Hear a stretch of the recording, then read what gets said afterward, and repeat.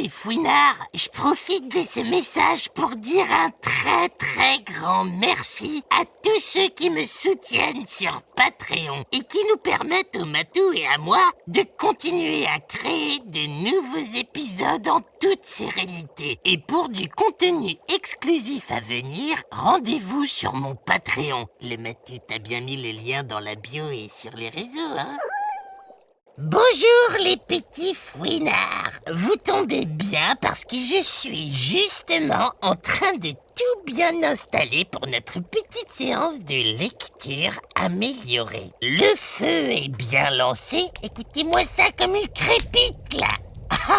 Ma petite infusion est bien chaude, le lait chocolat du Matou est là aussi. Et je suis sympa, moi, quand même, de lui préparer tout ça, là.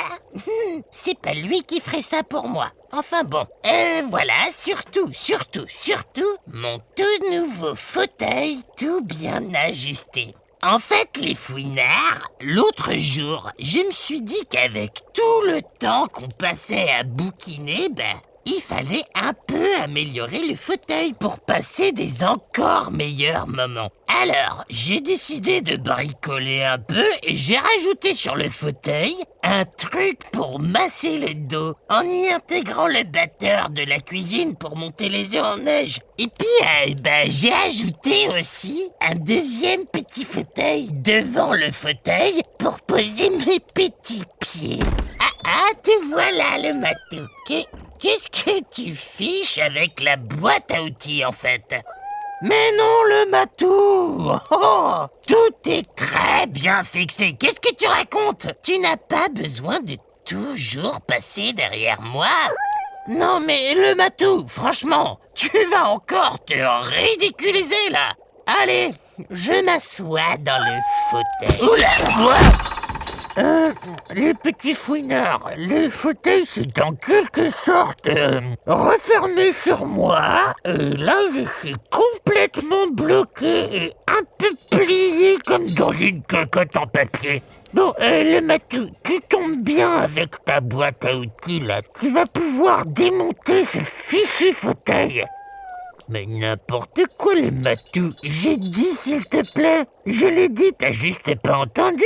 On te fera un petit nettoyage des oreilles quand tu m'auras débloqué. Oh, bon, d'accord. Pas de décrassage des oreilles, mais sors-moi de là. Merci le Matou. C'était pas franchement la meilleure manière de lancer l'histoire. Entre nous, rien ne vaut un bon vieux canapé. En plus, il y a de la place pour toi et moi. Et je suis sûr que ça t'arrange bien parce que tu voulais avoir ta petite place sur le canapé. Je me trompe? Non, je n'insinue rien, mais c'est une drôle de coïncidence quand même. Allez, ne te défends pas d'être un petit Matou choupinou et passe-moi ton marteau, le Matou. Ça me donne une idée. On va lancer l'histoire et le voyage avec un son. Et hop! Que les ultrasons du métal nous transportent vers nos aventureuses contrées.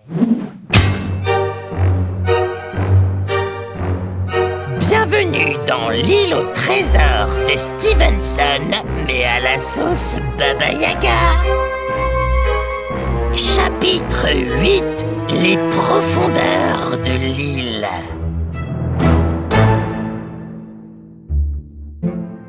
Si vous vous rappelez bien, les fouinards, on avait rencontré le naufragé de l'île, un ancien pirate du capitaine Flint, un pauvre diable nommé Ben Gunn. Ça ne change rien, le Matou. Je me méfie toujours de lui. Bon, là où le Matou a raison, c'est que Ben Gunn, il a tout de suite dit qu'il allait nous aider, en nous révélant notamment qu'il avait déplacé et caché le trésor, et que même la carte ne pouvait plus indiquer où il était. Mais alors qu'on papotait comme ça dans la jungle avec Ben Gunn... Oula! Oh, mais qu'est-ce que c'est que ça? Ben Gunn, c'est encore un de vos sales coups? Non, monsieur Yogos, ça vient d'en bas. Regardez, là-bas, on voit la fumée de la poudre à canon. Oh, Mais je sais, ça doit venir du fortin dans la vallée. Un fortin? Mais qu'est-ce que c'est que ces coups fourrés, là? Le capitaine Flint l'avait fait construire pour défendre son trésor et son île en cas d'attaque. Ce doit être le docteur et le capitaine Smollett, monsieur Yogos. Ils ont besoin de notre aide. Ah, oui, d'accord, Jim. Bon, vous venez, Ben Gunn? Non, je ne préfère pas, j'ai encore des choses à régler avant de vous rejoindre. Mais bien sûr, il est sur une île déserte et il a des rendez-vous super crédibles. Et toi, tu trouves ça normal, Matou? C'est moi qui suis parano, c'est ça?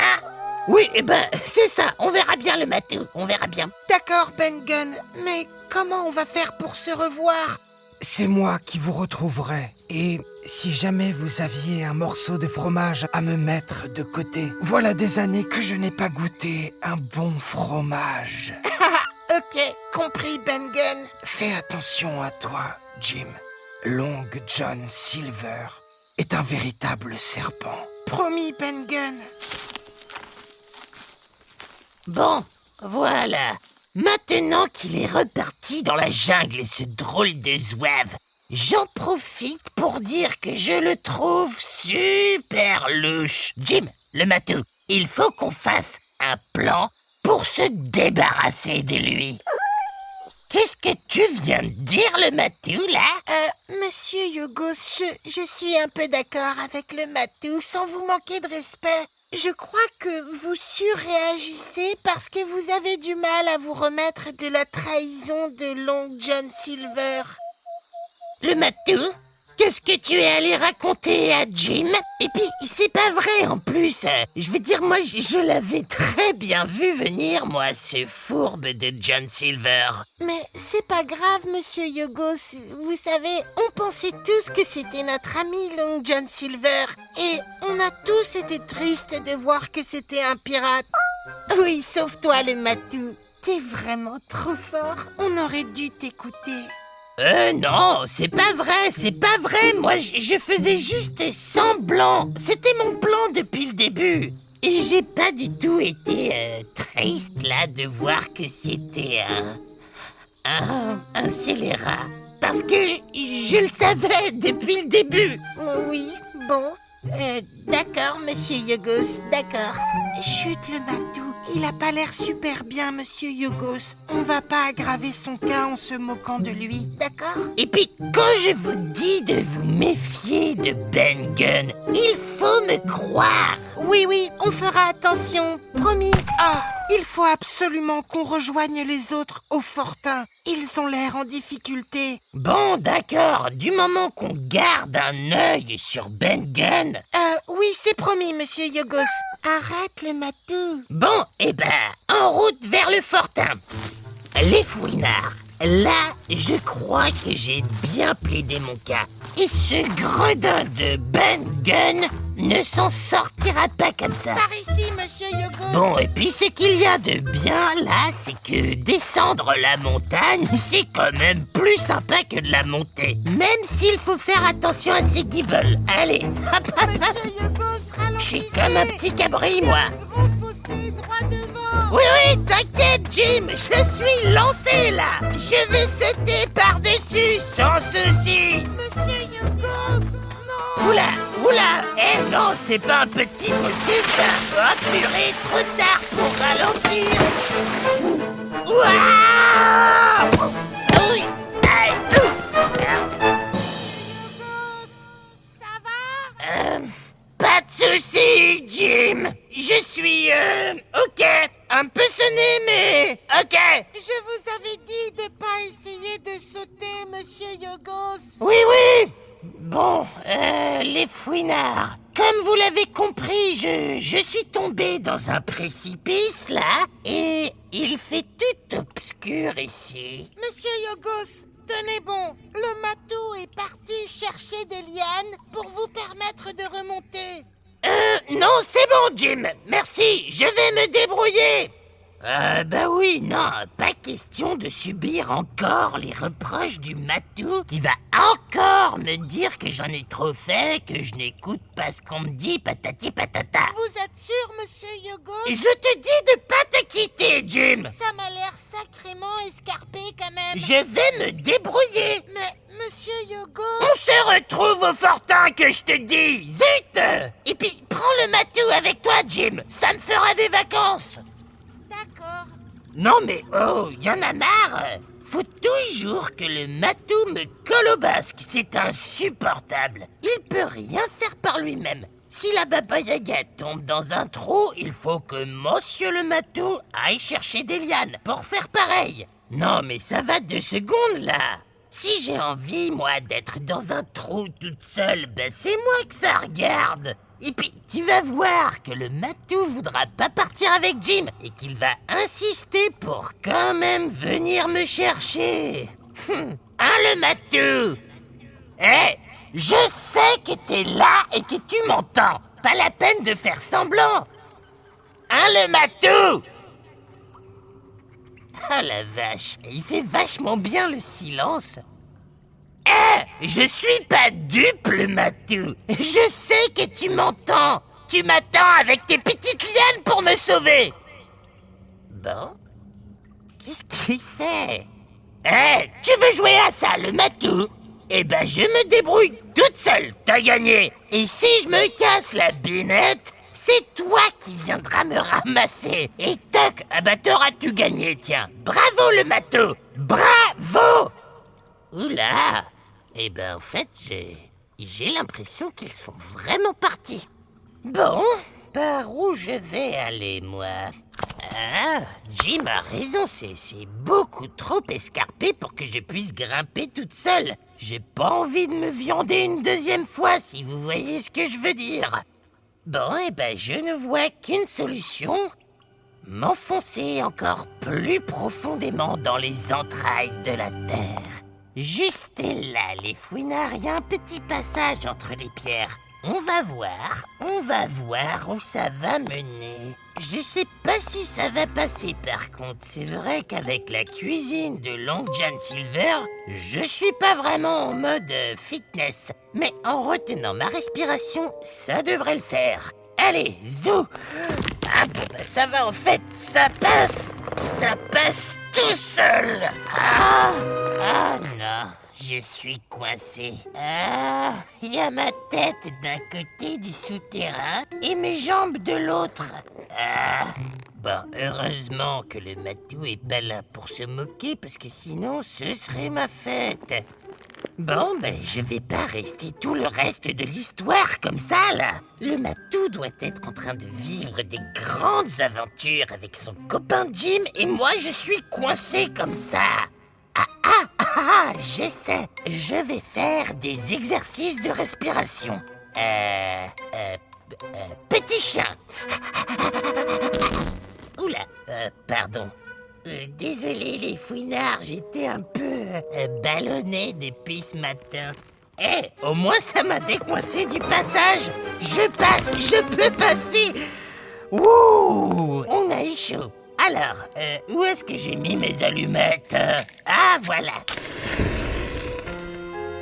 Waouh! C'est une sacrée caverne ici. Ça fait quand même un long corridor. Bon, ben, j'ai pas trop le choix, les fouinards. Je dois continuer. Bon, par contre, la déco, là, la peinture sur les murs de pierre avec des animaux, des mammouths, des traces de mains, je sais pas quoi, ça fait négliger, moi, je trouve. Si j'avais le temps, je mettrais un petit coup de chiffon, moi, perso. Enfin. Y a quelqu'un? Bon, ben, les fouinards, y a personne. Oui, je me suis cramé le doigt avec mon allumette. Faut que je fasse un peu plus gaffe, sinon je pourrais plus jouer de piano. Mais regardez là-bas, les fouinards. Il y a un ray de lumière. Enfin. Bon, par contre, j'espère que je vais pas me retrouver coincé à la sortie aussi. Mais qu'est-ce que j'entends? C'est quoi cette pétarade, là? Oh, une porte en bois. Y a quelqu'un? Non? Bon. Oh, ok. Je suis dans une sorte de cabane en bois. Bizarre, les fouinards, bizarre. Et toujours la pétarade au dehors. Bon, sortons voir ce qui se passe. Attendez, j'entrouvre la porte pour voir. Voilà, les fouinards. En fait, je suis dans le fortin, là. Et dehors, je vois Jim et le matou. Et même le docteur et le capitaine et les quelques marins sympas. Alors, on fait moi les malins, hein? Oh non, c'est pas possible. Ils ont été faits prisonniers par les pirates. Ils sont là, à genoux, et les pirates les tiennent en joue avec des fusils. Oh là, mais qu'est-ce qu'on va faire? Qu'est-ce que je vais faire? Bon, non, stop, c'est trop d'émotion. On s'arrête là. Vous comprenez, les fouinards? Là, entre le passage secret dans la caverne et cette situation périlleuse, il faut que je fasse une pause. Comme le dit souvent le matou, il ne faut pas prendre de décision le ventre vide. Enfin, c'est vrai que je le dis beaucoup moi aussi, ça, j'adore ce dicton. Et là, très clairement, il y a une décision à prendre et mon ventre est loin d'être rempli. Donc, je m'en vais faire un petit tour dans la cuisine et puis on reprend nos aventures très bientôt. Allez, à l'attaque du frigo!